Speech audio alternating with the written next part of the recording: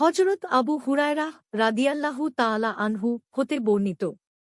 তিনি বলেন, নবী সাল্লাল্লাহু আলাইহি ওয়াসাল্লাম বলেছেন, ৭ ধরনের মানুষকে আল্লাহ তাআলা সেদিন, কিয়ামতের দিন, তাঁর ছায়ার নিচে আশ্রয় দিবেন, যেদিন আল্লাহর ছায়া ছাড়া আর কারো ছায়া থাকবে না। ১. ন্যায়পরায়ণ শাসক।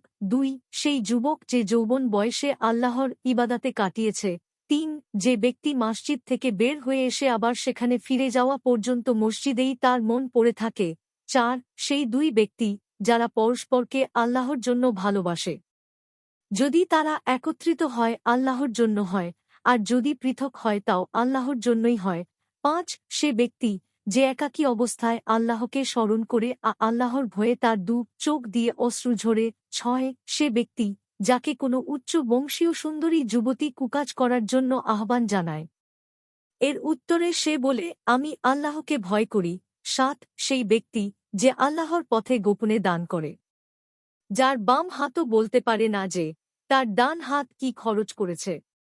বুখারী ৬৬০, মুসলিম ১০৩১, নাসাই ৫৩৮০, তিরমিজি ২৩৯১, আহমাদ ৯৬৬৫, সহিহ ইবনু হিব্বান ৪৪৮৬, ইরওয়া ৮৮৭।